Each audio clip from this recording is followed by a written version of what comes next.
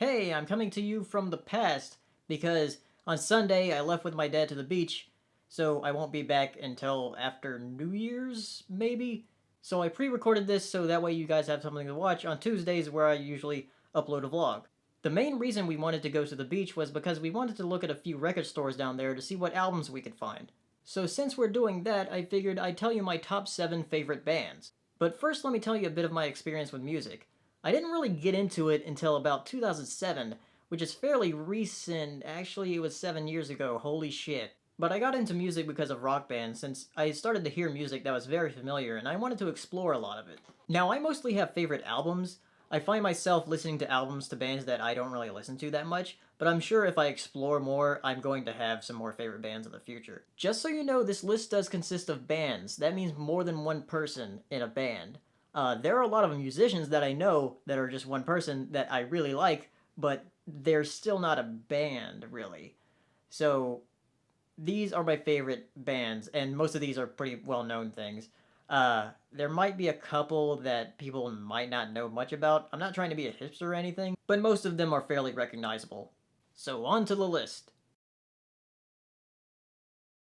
Silver Sun Pickups. This is my most recent favorite that I've added to my list of favorite bands, and probably the most recently formed on this list, with the exception of one that formed around the same time. I first heard Silver Sun Pickups when they added Lazy Eye to Rock Band 2, and at first I didn't really like Brian Albert's voice. Albert? Still not sure how to pronounce his name. But later on, I listened to Swoon, and I really liked it. Especially with songs like The Royal We and Panic Switch, they were just really excellent songs. And I come to like the really unique vocals that they had. A lot of people seem to compare them to Smashing Pumpkins and Billy Corgan's voice, but to me, they seem very different. I can see where they're getting the similarities from, but to me, I don't know. It really wasn't until their latest album where I started to mark them as one of my favorites. I listened to that album twice in one day, and I rarely do that. Next up is the Wonder Stuff. Now these guys were first introduced to me by my bel by my bel Now these guys were first introduced to me by my introduced to me by my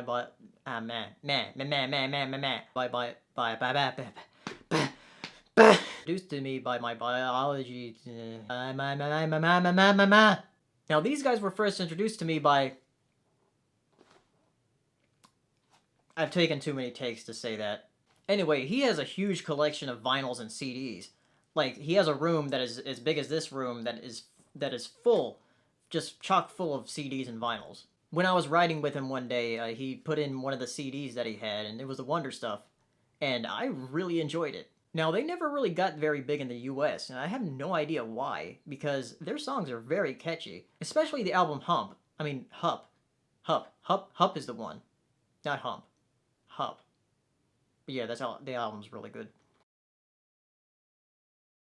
Dead Can Dance. It's really weird how I found out about this band.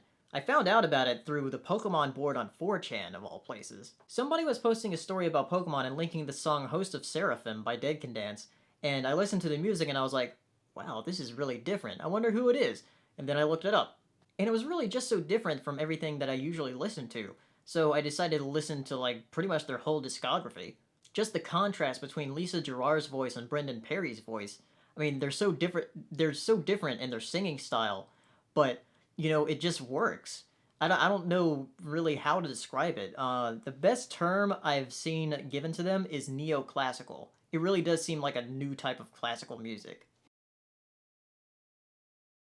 Giant Squid.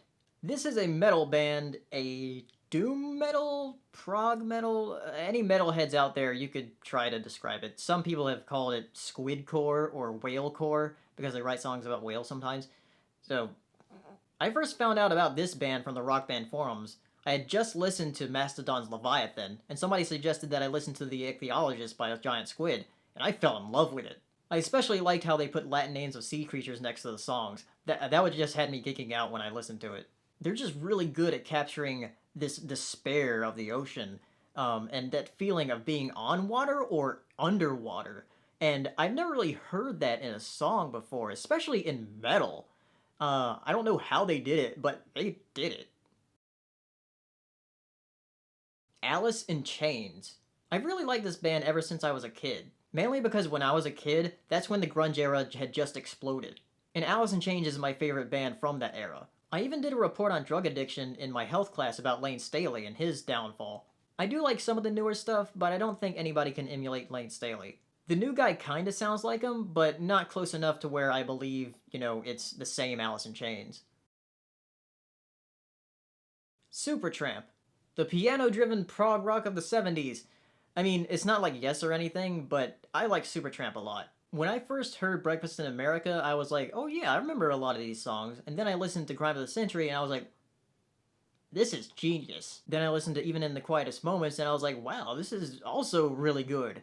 And I've listened to most of their discography. I haven't listened to anything like past Roger Hodgson leaving. But for the most part, those three albums are the ones that made me love Supertramp as much as I do. I could listen to those albums on repeat for ages, just the way they start and the way they end, especially in Crime of the Century and Even in the Quietest Moments, just the way it begins with School in Crime of the Century and then ends with the title song, and then the way Even in the Quietest Moments ends with Fool's Overture. Fool's Overture is so good! I mean, these are really good albums, is what I'm trying to say. Anyway, on to number one! Number one is The Police. There's just something really nostalgic that I get out of The Police. I just remember going to the beach on weekends with my parents and hearing The Police on the radio. It may just be because they were playing a lot of the reggae style Police songs like Roxanne and Can't Stand Losing You, but after I rediscovered them in 2007, I just fell in love with them and I was like, wow, I remember all of these songs being played. And I listened to all their albums and I was like, wow, this is perfect. That's something I really like about The Police is that they released 5 studio albums and then they were done. And really, they didn't really need to make any more. They were huge. I didn't really realize how big they were until I watched Stuart Copeland's documentary about them where they were touring like constantly. I think that's something that I really admire about the band is that they were so ambitious and they went for that goal and they took it. But it's not just the determination or the ambition, but it's also just the way the music sounds. To me, the best way to put The Police's music is it sounds very timeless. That's the best way I can describe it. There are a lot of bands from the late 70s or early 80s that'll sound dated today. But I feel like if you put on Synchronicity or Regatta de Blanc, and people didn't know what The Police were, they would think they were modern or, from any age. And I really, really regret not seeing them in 2008 during their reunion tour, because they were going to San Diego and my mom was still living out there, so I could have seen them, but I didn't. And I feel so very bad about that because I don't think there's ever going to be a chance to see them live again. But they still are my favorite band and probably will remain my favorite band for a very long time. So tell me, what do you think of my top 7 favorite bands? And what are some of your favorite bands? Whether it's a top 7, top 5, top 3, or maybe you just only have one. I'll see you on Thursday and tell you what kind of albums that my dad and I found. If we found any that we bought. Usually we do. So see you then.